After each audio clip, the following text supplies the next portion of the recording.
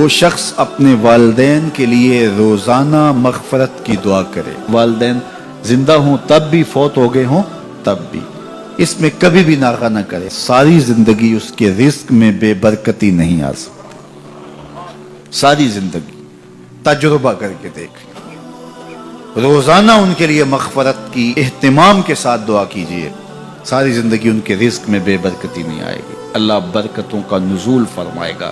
تو خوش نصیب وہ ہیں جو اپنے ماں باپ کی عزت کرتے ہیں، ان کے سامنے اپنے بازو سکیڑ کے رکھتے ہیں اور ان کے معاملات میں، ان کے طرز زندگی میں، ان کے انداز معاشرت میں خوش رہتے ہیں اور انہیں راحت، آسانی اور ان کے لیے محبتیں بچھاتے ہیں، تو اللہ تعالیٰ ان کے لیے آسانیاں پیدا کرتا ہے، رحمتیں پیدا کرتا ہے۔ والدین کے حوالے سے ضرور آپ اور میں دیکھیں کہ ہم سے کوئی کوتاہی سرزد تو نہیں ہو رہی، اور اگر والدین فوت ہو گئے ہیں، انتقال کر گئے ہیں، تو آپ کہیں کہ یہ باتیں ہم نے پہلے سنی ہوتی تو بڑا فائدہ ہوتا، اب تو والدین اس دنیا سے جا چکے ہیں، تو اب ہم ان کی خدمت کیسے کر سکتے ہیں؟ ان کے لیے دعا کریں، ان کی روح بھی آپ سے راضی ہو جائے، ان کے لیے جمعۃ المبارک کے دن سورہ یاسین پڑھے جا کے ان کی قبر پہ، تو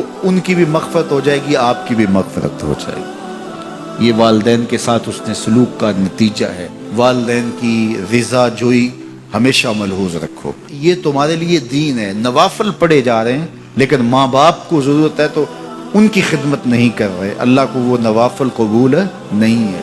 ماں کے قدم دباؤ، باپ کے پاؤں چومو، تو تمہارے نوافلوں سے بہتر تمہیں جب وہ دعا دیں گے، اللہ اپنی رحمتیں تمہارے اوپر نازل کر دیں گے، تو ان کی خدمت کرو۔ ایک شخص جہاد کا اذن لینے کے لیے حضور کی خدمت میں آیا، حضور میں جہاد پہ جانا چاہتا ہوں، کتنی بڑی بات ہے، چھٹا رکن ہے اسلام کا، لیکن آقا کریم کیا بولتے ہیں؟ احی والدہ کا، کیا تیرے والدین زندہ ہیں؟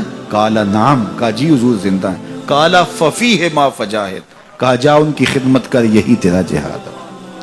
ماں باپ بیمار پڑے اور بیٹا جہاد پہ گیا، اللہ کے رسول اس کی حوصلہ افزائی نہیں کی ہے۔ میں ایک دن گزر رہا تھا تو فجر کی نماز کے بعد ایک گھر کے سامنے کافی لوگ کھڑے تھے، تو میں نے پوچھا کیا ہوا، تو کہنے لگے کہ فوتگی ہو گئی۔ تو میں نے کہا کہ ان کا کوئی بیٹا نظر نہیں آ رہا، کہا تینوں بیٹے تبلیغ پہ گئے ہوئے ہیں۔ میں نے کہا اچھا ماں کی پھر اچانک طبیعت خراب ہوئی ہوگی، کوئی ہارٹ کا مسئلہ بن گیا؟ کہا نہیں ماں فالج میں مبتلا تھی۔ میں نے کہا پھر تو بہت زیادتی ہے کہ ماں فالج میں مبتلا اور تینوں بیٹے تبلیغ پہ گئے ہوئے۔ ماں کو ضرورت ہے اور بیٹا جا کے پیر کے دربار پہ بیٹھا ہے، غوث اعظم بھی ہیں تو فیض نہیں ملے گا۔ پہلا مرشد ماں ہے۔